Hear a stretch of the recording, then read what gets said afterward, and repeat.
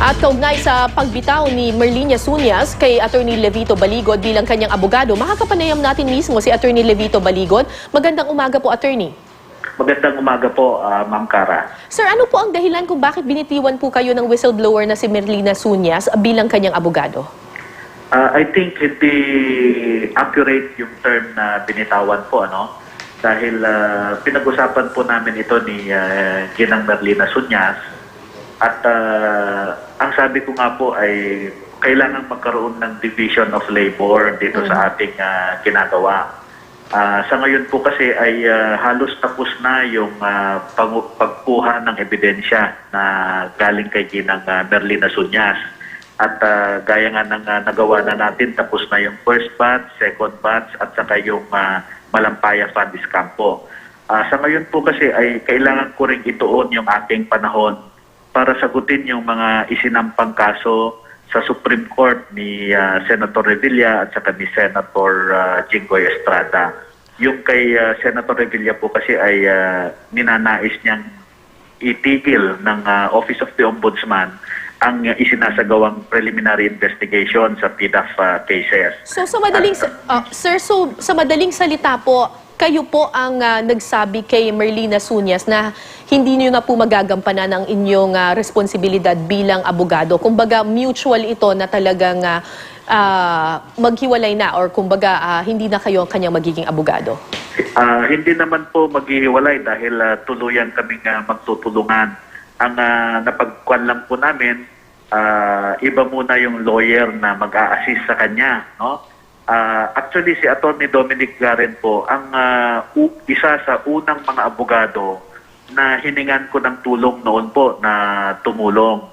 At magkaibigan po kami niyan ni Attorney Dominic Garen, he being a year my junior in UP days, ano? At siya ang hinimok ko na tumulong. Wala pong pan ito, gaya ng gustong palabasin ng ibang sektor na merong away, merong tampuhan, merong disgusto sa isa't isa, hindi po totoo yun. So maayos po yung naging paghihiwalay ninyo, sir? Opo, hindi naman naghiwalay, Ma'am Cara. Kwan lang yun, it's just a matter of another lawyer assisting her in the filing of the last batch of PDAF cases. Na-review ko na rin po yung affidavit ni Ginang Napoles ay ni Ginang Merlinia Suñas. Opo. Patungkol sa third batch po. Na-review ko na rin po. So iba po ang kasong ito kasi alam naman po natin na dati na rin po kayong naghiwalay ng landas nitong whistleblower na si Ben Herluy. Iba po yung kaso yung nangyari po dito kay Ben Herluy, yung paghihiwalay niyo po at saka yung dito kay Miss Merlinia Suñas. Yung kay Ben Herluy ay nagkaroon ng tampuhan dyan. Opo. In the sense na parang naramdaman ni Ben Herluy na hindi ko na siya nabibigyan ng panahon po. Ipinaliwanag ko naman na dahil lahat ng ebidensya na pwedeng ibigay ni Ben Har ay nakuha na po natin. Halimbawa po yung hard disk drive niya, yung affidavits niya, at saka yung iba pang mga impormasyon ay naisumite na natin yan sa NBI at DOJ. At kailangan ko rin pong ituon yung aking panahon sa ibang aspeto ng kaso nga. Kaya naging busy rin ako sa pagkuha ng iba pang mga dokumento at mga ibang witnesses pa po. Dahil naghahanda rin po tayo kasi sa mangyayari na paglilitis sa Sandigan Bayan. At bilang private complainant po dyan, ay meron po tayong obligasyon na makipagtulungan sa prosecution para maibigay yung mga kinakailangan na ebidensya at ibang impormasyon po. So, yun lamang po ang nangyari doon, yung miscommunication as to the intention of each party. Pero dito sa kay Ginang Merlinia Suñas ay napag-usapan naman po namin ito. Okay, Attorney, nabanggit niyo po kanina lamang yung tungkol dun sa hard drive nga na lumabas na rin sa isang pahayagan. Ditong weekend po, naglabas ng statement yung kampo ni Ben Herluy na ang sinasabi nila, kailangan pa daw i-authenticate itong lumabas nga na mga data doon sa hard drive na nilabas po ng isang pahayagan. So, kayo po ay kasama doon sa mga nag-turnover ng nasabing files. Ano po masasabi ninyo dito sa hard drive na ito? Kompleto po ba talaga itong hard drive na ito? At totoo yung nilabas ng Philippine Daily Inquirer? Ma'am Kara, tama po yun na bawat nilalaman or entry doon sa record ni Benhar ay kailangan i-validate yan. At yan yung naging treatment ko rin mismo doon sa nakuha ko na laman ng hard disk drive na yan. Kaya kung maalala po ninyo, maliban doon sa nakalagay dyan sa hard disk drive na yan, ay nagsaliksik pa rin po ako noon at nag-validate sa ilang implementing agencies kagaya ng NABCOR at TRC para ma-validate ko kung totoo yung mga sinasabi ng hindi pa sila nabansagan noon na whistleblowers. At nung nag-sumite po ako ng letter complaint sa DOJ way back in March 8, 2013, ay ibinigay natin yung mga pangalan ng legislators na may karampatang supporting documents or evidence or affidavit. At ang ginawa naman po ng DOJ dyan ay hindi sila basta naniwala doon sa ating mga sinalaysay, kaya inatasan nila yung Special Task Force ng NBI na i-validate din yung mga sinamite natin, kabilang na yung mga nakapaloob doon sa daily financial transaction record ni Benhar. So, ang bottom line po, hindi ibig sabihin kung nandoon yung pangalan ng isang public official sa daily financial record ni Benhar, hindi ibig sabihin po nito na involved na sa anomaly yung public official na iyon.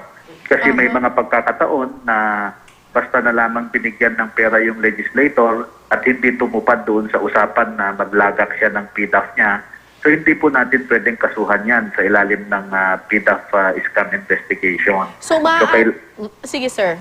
Opo. So maaari po sir na nakasulat yung pangalan mo doon sa hard drive or ilang mga dokumento ni Ben Herloy, but that doesn't necessarily mean na kayo ay nakipagtransaksyon talaga sa grupo ni Napoles? Tama po yun, Ma'am Kara. Kaya nga po, ingat na ingat kami sa pagtrato sa nilalaman ng hard disk drive ni Ben Herloy. At kinakailangan pa namin i-validate yan sa mga implementing agencies. At importante rin na lahat o kahit isa man lang sa whistleblowers ang magsasabi na personal niyang nakita na inabot talaga yung kickback o siya mismo ang nag-abot o nakita niya yung kasama siya sa pag-aabot ng kickback. So dapat may personal knowledge. So, kaya Ma'am Kara, sige po sir. Ang ginawa po namin dyan, Ma'am Kara, ay iniwalay namin yung mga legislators na walang personal knowledge ang whistleblowers patungkol sa pagbibigay ng kickback. Ngayon, pagka nakita ka naman ng whistleblowers o may personal knowledge ang whistleblowers sa pagbibigay ng kickback, hindi pa po sapat yun. Kailangan po hong i-validate yan at dapat magtutugma yung record sa mga implementing agencies. So, ganun po yung naging trato namin. So, natutuwa naman po ako na yung isinumite naming mga pangalan noon sa DOJ, hanggang ngayon hindi pa ho lumalabas yan. At ang naging pruweba lamang na nagkaroon kami ng sinumite sa DOJ ay yung nagsampa na mismo ang DOJ sa ombudsman ng mga kakasuhan talaga na public officials. Dahil meron ng sapat na batayan. Pero sir, bakit niyo po pinahintulutan na ilabas po kaagad sa publiko itong mga data na nakalagay sa hard drive ni Ben Herloy, gayong hindi pa naman po pala validated ito at hindi naman po pala lahat ng mga nakasulat doon ay talagang tumanggap ng pera or kasangkot talaga dito sa pork barrel scam? Wala po kaming binigay na pahintulot na ilathala po. Gusto ko lang linawin po na noong humihingi kami ng, kung matandaan niyo po, March 8 ay nag-submit na kami ng complaint sa DOJ. At halos 4 na buwan ang nakalipas, hindi pa rin masyadong panoon. Hindi ganoon kabilis yung investigasyon. Kaya humingi po kami ng tulong sa Daily Inquirer para makatulong sila sa pag-expose ng scam na ito. At dahil siyempre normal sa isang pahayagan na humingi ng sapat na katibayan doon sa inirereklamo namin, ay nagbigay ng pahintulot yung pamilya ni Benhar na ibahagi sa Philippine Daily Inquirer yung hard disk drive ni Benhar at kinopya po nila ito. Ngayon, doon sa lumabas po sa Philippine Daily Inquirer ay wala po ako sa posisyon na masabi kung faithful ba yung was it a faithful reproduction of the contents of the hard disk drive. Wala po ako sa posisyon na sagutin yan dahil ako po mismo ang binigyan ko din ng pansin noon lamang ay yung 207 hanggang 209 na entries at ang lumabas sa Inquirer ay pangkalahatan na po from 2002 yata hanggang 2012. Alright, maraming salamat po sa inyong oras, Attorney Levito Baligod. Thank you, sir.